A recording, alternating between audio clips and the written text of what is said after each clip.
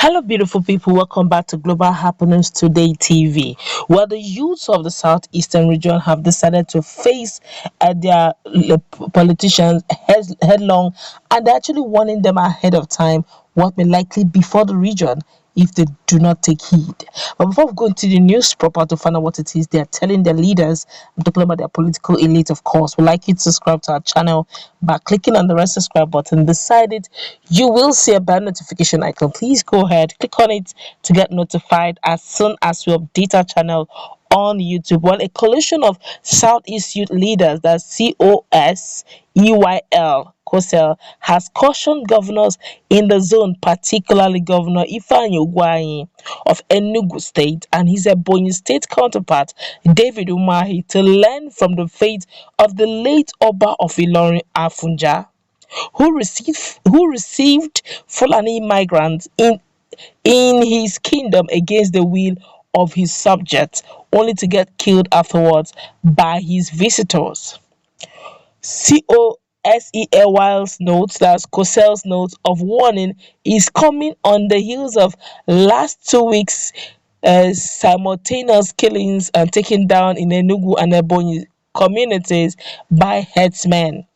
The youth regretted that Southeast leaders are yet to wake to the realities and the true motive of strangers in the zone pretending to be headers.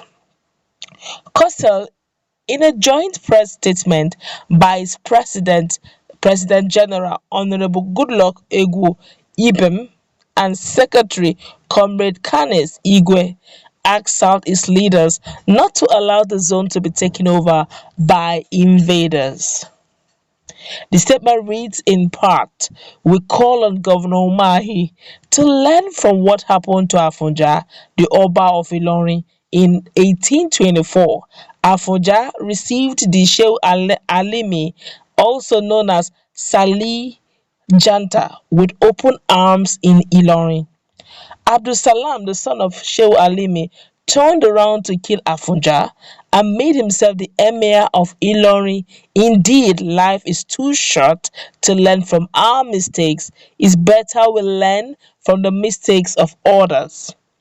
It is not a mere coincidence for Fulani militia to attack Ebonyi and Enugu State and bringing down over 30 persons the same time President Buhari traveled out of the country." COSEL alleged that Fulani headers are in Southeast for a hidden agenda other than cattle rearing as they claim. The youth leaders ordered every Fulani on evil mission to vacate Southeast immediately or brace up for the wrath of Igbo youth. We warn all armed herdsmen to immediately vacate the Southeast zone. It is now very clear to all that they are not herdsmen, which they claim to be, but killers and land grabbers on a hidden mission to grab and overrun Igbo land and convert it to Fulani territory. The group tasked all Igbo youth to immediately form vigilante outfits to safeguard their local communities. We call on all the youth in Igbo communities to immediately secure their villages and forests with their local vigilante so that their community will not be overrun by Fulani herdsmen who, from all indications, have the backings of unseen forces to do so. COSEL accused the security agencies of maintaining criminal silence over the atrocities of the Fulani in southern Nigeria, wondering what would have been the fate of Ndi Igbo in the north if they attacked their host community. We also condemn in totality what now looks like a deliberate silence of the then Inspector General of Police (IGP) and the Chief of Army Staff and other security chiefs who have kept silence over the wanton bringing down by herdsmen in the southeast.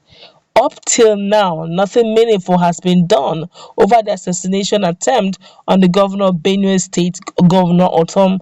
The whole scenario is a calculated plan to overrun the south and the Christian communities in the country.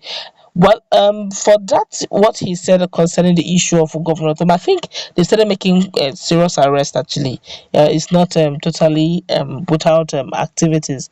They've actually started doing one or two things over the matter.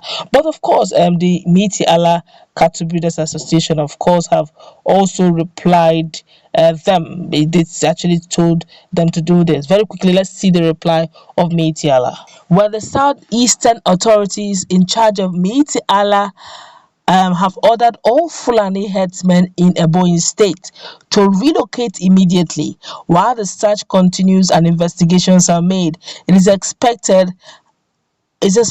of the herdsmen to depart from the state until culprits are caught red-handed, while the chairman of the group, that's Gidado Sediki, expressed his sadness because herdsmen have been living peacefully with the villagers for many years, and it will be a shocking news to hear that herdsmen are responsible for these attacks.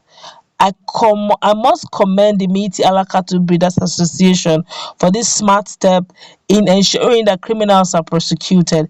Indeed, this urge is one of the smartest by this group.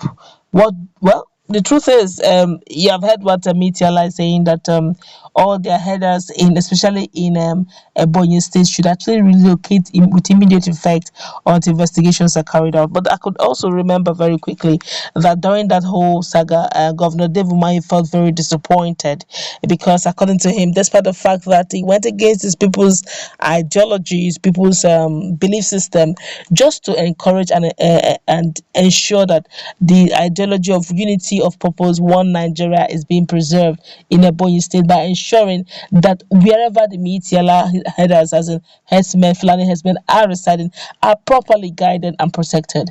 But to his amazement, according to Governor David Umahi of Ebonyi State, he said that to his amazement, the very day, the very moment, despite their protection, these guys decided to leave the community despite the assurances of their security. And that very moment they did, then what happened? That terrible incident that happened in Ebonyi State took place, which means, based on just with a little calculations here and there, you could just, that means they had actually had an intel somewhere that, look, you gotta leave that place because we're about to take it down.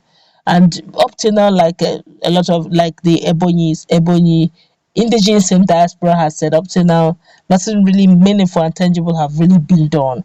Yes, one or two arrests was made, but there have been escapees and all that. You now begin to wonder what's really going on, and now these guys are now the youths of Southeast are now telling both the Ebonyi State governor and Enugu State and every other Southeastern governors that, look, be careful, learn from history. Remember what happened to Afonja of Ilorin. Today, Kwara is still going through that process of his, which is what, so many issues really going on in that state, and in that state shouldn't be seen actually in Southeastern region. But as we go wrap it up, what's a take on what the Southeastern youth are telling their leaders? Listen to them now. That's what they're saying. Listen to us now, and do not allow history to repeat itself in Southeastern region. Let's put in that conversation.